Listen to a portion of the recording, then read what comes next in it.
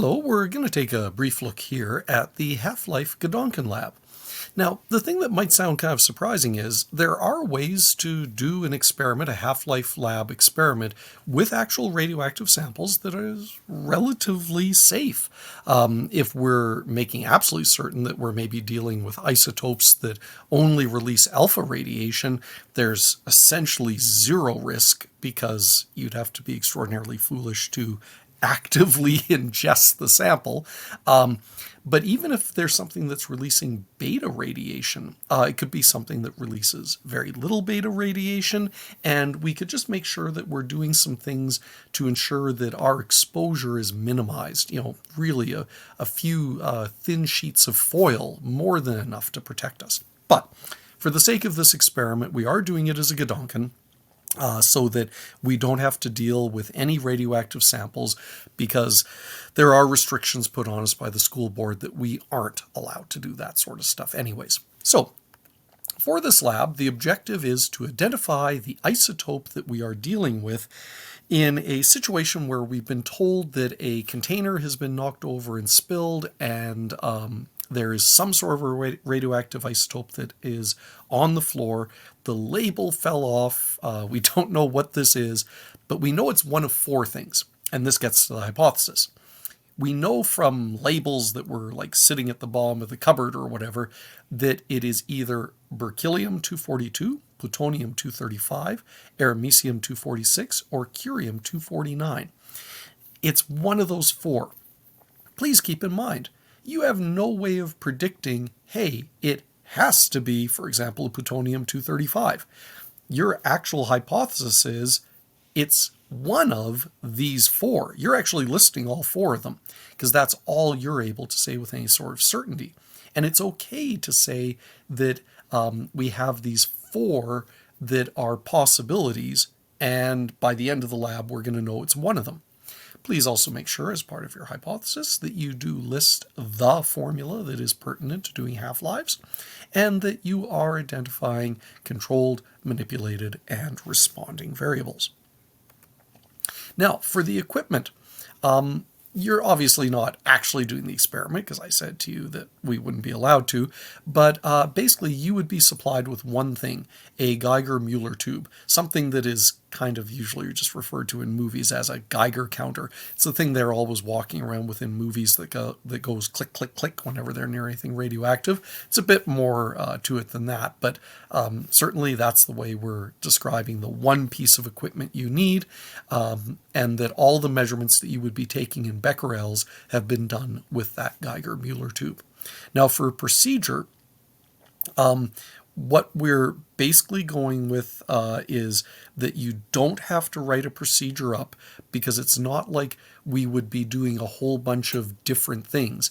Essentially, the only thing you would do is get this Geiger-Müller tube, put it in the room next to the spilled sample, leave for a while, and then come back, get the Geiger-Müller tube, quickly exit the room, and then be looking at the data. So don't worry.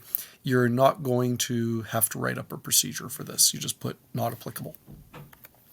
For pre-lab questions, I do have a few that I want you to answer.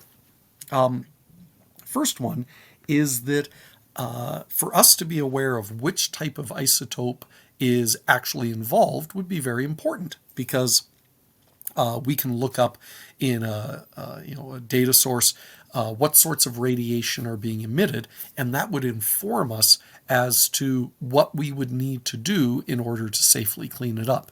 So basically what I'm asking you to do is tell me which type of decay would present the greatest danger to us, and if we were dealing with that greatest danger type of decay, would it just be simply good enough to close off that room and all staff and students in the school would be safe? Second question is, if we were actually observing the sample while it went through decays, and I'm not saying that we'd expect a person to sit in there, but maybe we set up a webcam and then quickly left the room.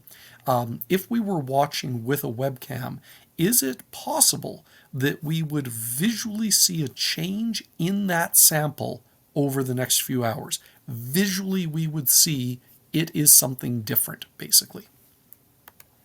So For observations, you do have to go to the lab manual, and you will see there are 4 sets of quantitative data that are presented to you there. You're not doing all of them. When you look at the assignment in the Google Classroom, you'll see that I've broken the class down by last name. So you just look at what set of data you are assigned to, and you're just looking at that one set. I will point out that set epsilon is rather short. There's a whole bunch of what looks like missing data. That's simply because after 6,500 seconds had passed, the radiation had dropped to essentially zero. The Geiger-Müller tube was not recording anything else for that sample. In your analysis, you are going to have to do a linear regression of a sort. I shouldn't say linear regression. I should say exponential regression. And that means that doing this the way you would normally do it on your calculator isn't going to work. If you are really comfortable with getting a graph to appear on your calculator, you're more than welcome to do it there, because I know some people in the past have asked me if they could do like a line trace and stuff on their calculators. If you're comfortable with that, go with it.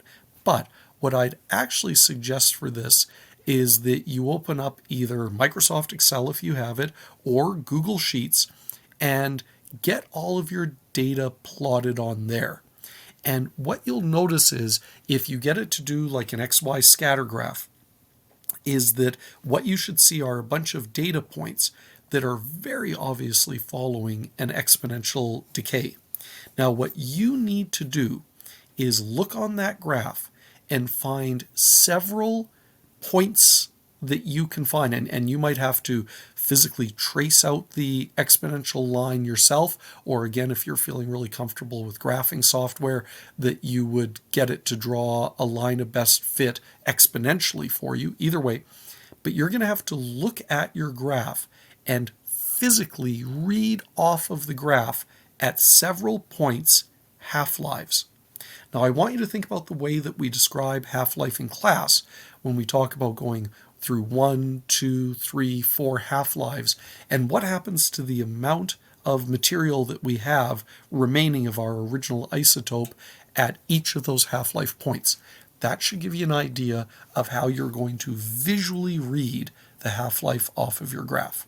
And from that, having read at several points off of your graph, you should be able to give me a statement of a reasonable average of the half-life you believe corresponds to the sample you've got. And then that allows you to identify what your sample is. For your error section, do calculate a percent error from what you read off of your graph as best you could to the accepted half-life of whichever isotope it is that you've identified, and also try to come up with some sources of error that would allow you to explain why the measurements might be off a bit.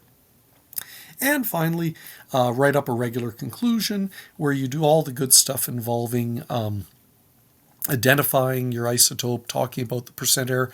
But the other thing that I would like you to also do is look up on the internet the isotope you have identified that you're dealing with. Try to find out what types of radiation it does emit, what kind of decays it goes through, and offer some reasonable advice of what you would tell people they need to do to safely be cleaning up that mess. I hope that helps you out with getting through the Half-Life Lab. Certainly send me some messages if you have some questions.